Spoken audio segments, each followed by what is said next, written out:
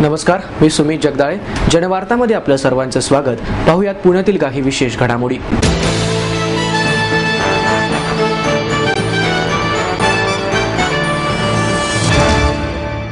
चित्रकला ही हातात घेतलेल्या कापुराच्या वडीसारखी असते असं मत ज्येष्ठ व्यंगचित्रकार मंगेश तेंडुलकर यांनी व्यक्त केलं आहे. Strokes the language of colours तर्फे विविध कलाकृतींचे प्रदर्शन बालगंधर्व कलादालनात आयोजित करण्यात आले. या प्रदर्शनाचं उद्घाटन मंगेश तेंडुलकर यांच्या हस्ते करण्यात आले. याप्रसंगी उपमहापौर Deepak Mankar, ball point pen artist Shirish Deshpande उपस्थित होते.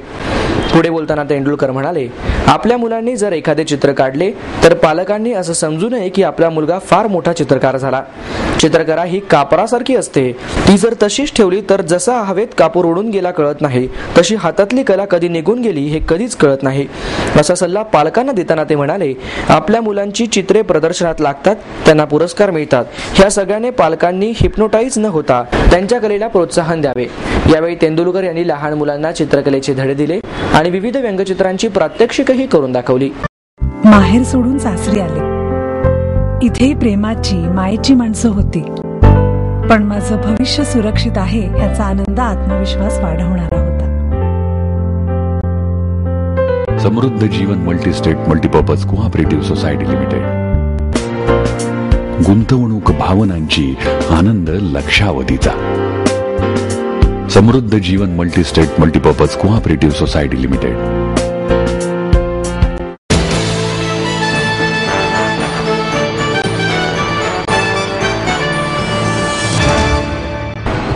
शहराच्या जुन्या हद्दीच्या विकास आराखड्यावरून महापालिका प्रशासन चांगलीच अडचणीत येण्याची चिन्हे दिसत आहेत.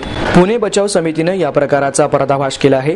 याबाबत समितीचे उज्ज्वल केसकर, संजय बालगुडे, शिवा मंत्री, सुहास कुलकर्णी यांनी पत्रकार परिषद घेऊन डीपी आणि इंजिनिअरिंग कॉलेजने केलेला विद्यमान जमीन वापराचा सर्व्हे आणि त्याचा नकाशांसह अहवाल तसंच पालिकेच्या डीपी सेलने केलेलं काम कोणते याची सविस्तर माहिती 8 दिवसात द्यावी अशी मागणी केली आहे. शिवाय CID चौकशीसाठी उपोषणाचा इशाराही दिला आहे.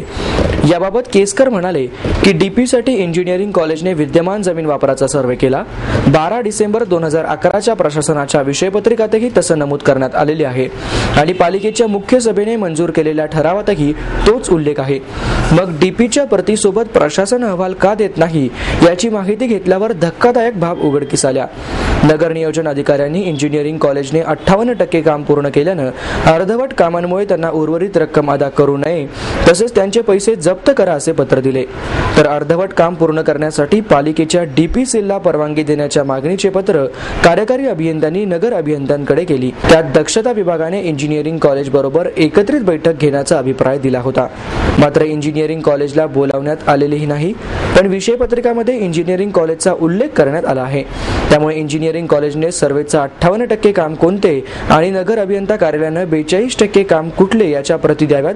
तोपर्यंत हरकती सूचनांची मुदत वाढवावी असंही केसकर यांनी सांगितलं. पालिकेने केलेला ठराव विखंडित करण्यासाठी आयुक्तांनी पुढाकार घ्यावा आणि तो राज्य शासनाकडे पाठवावा असंही केसकर म्हणाले. आई वडिलांनी पै जमवून मला शिकवण्याचा निर्णय घेतलेला कळत होता.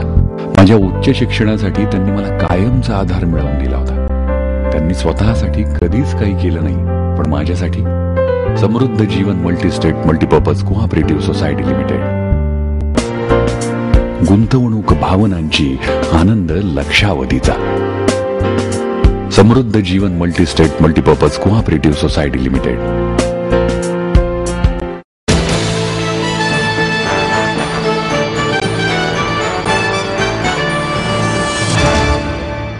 स्प्रेडिंग स्माइल्स या महत्वाकांक्षी प्रकल्पांतर्गत लहान मुलांचे दुबंगलेले ओठ आणि टाळू हे शस्त्रक्रिया करून जोडण्यात येणार आहेत.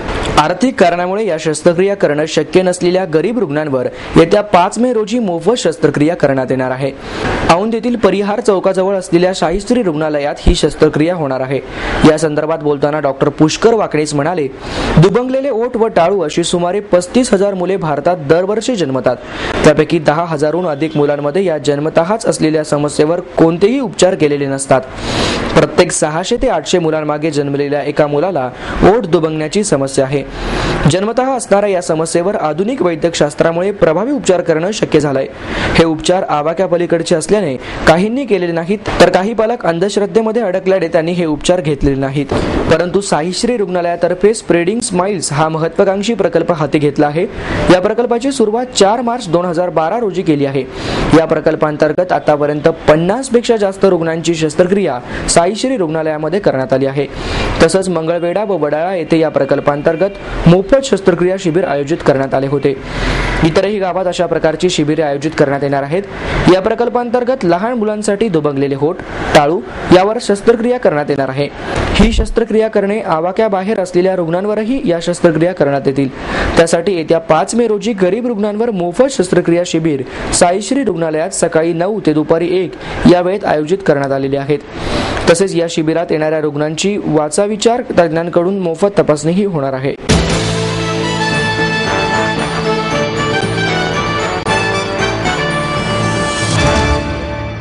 ई मीटर मोफत द्या, अन्यथा राज्यव्यापी आंदोलन करू असा इशारा महाराष्ट्र रिक्षा सेनेच्या वतीनं देण्यात आला. या संदर्भात आयोजित पत्रकार परिषदेमध्ये कामगार नेते नाना क्षीरसागर आणि रिक्षा चालक उपस्थित होते. नाना क्षीरसागर म्हणाले, 1 मे पासून ई मीटर न बसवलेल्या रिक्षांवर कारवाई करण्यात येऊन त्यांच्यावर दंड व निलंबनात्मक कारवाई करण्यात येणार आहे, असे परिवहन अधिकाऱ्यांनी घोषित केलं आहे. वास्तवात पुण्यात 60,000 रिक्षा धावतात, तर राज्यात 8 लाख रिक्षा धावतात. यापैकी 30% रिक्षा पुणे व मुंबईत अनधिकृतपणे, तर राज्यात 60% रिक्षा वडाप अथवा ठरवून भाडे घेऊन चालवले जातात. सध्या राज्यात दुष्काळाची परिस्थिती निर्माण झाली आहे. अशा परिस्थितीमध्ये गरीब रिक्षा चालकांना ई मीटरची सक्ती परवडणार नाही. अनेक व्यवसाय दुष्काळ परिस्थितीमुळे संपुष्टात आलेली आहेत. म्हणून प्रशासनाने दुष्काळ निवारण होईपर्यंत ई मीटरची सक्ती करू नये अथवा मोफत मीटर पुरवावेत. या वर्षाअखेर राज्यातील प्रमुख शहरात नव्याने परवाने देण्यात येणार आहेत. सदर परवाने 8वी पास ऐवजी 5वी पासांनाही मिळावे अशी संघटनेची मागणी आहे. त्याचपैकी 8वी पास ऐवजी 5वी पासांनाही रिक्षा चालवण्याचा परवाना मिळावा. रिक्षा चालकांसाठी कल्याणकारी मंडळाची स्थापना करण्याचे महाराष्ट्र शासनानं घोषित केलेले आहे.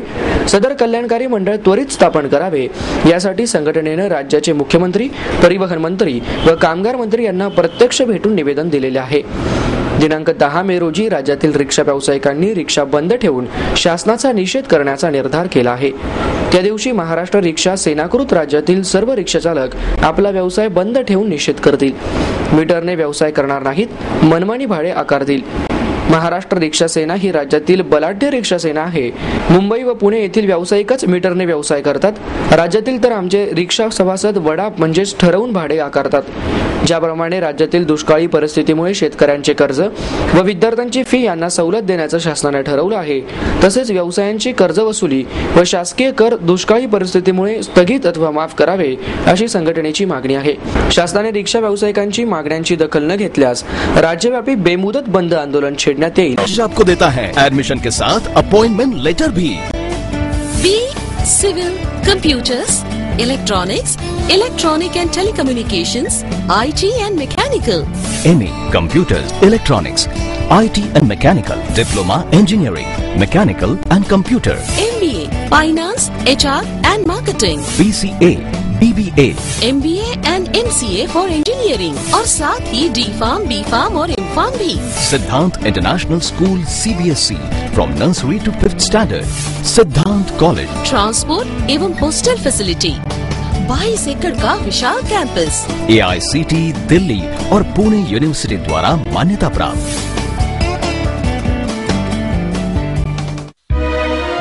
समृद्ध करियर की ओर सिद्धांत कॉलेज, सुदुमरे, पुणे. एडमिशन के लिए आज ही कॉल करें या लॉग ऑन करें.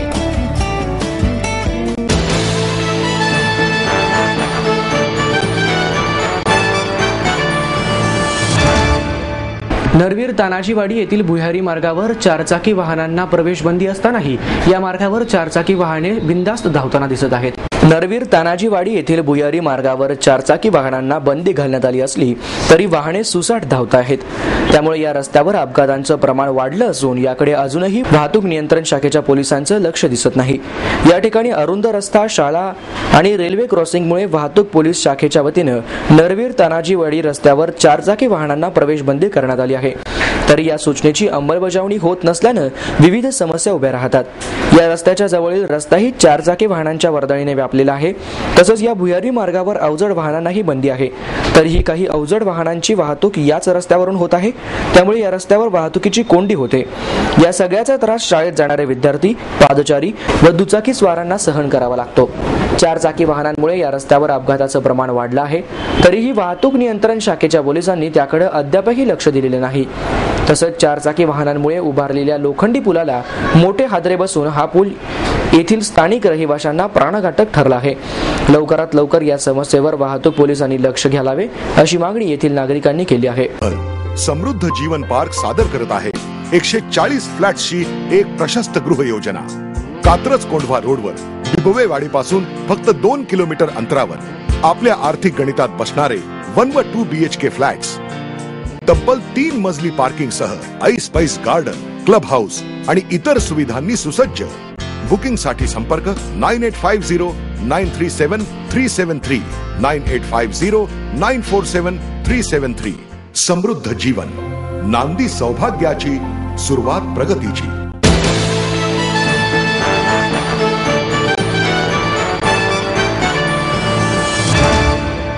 याबरोबरच आजचं बातमीपत्र संपलं. उद्या पुन्हा भेटूया याच वेळी. नमस्कार.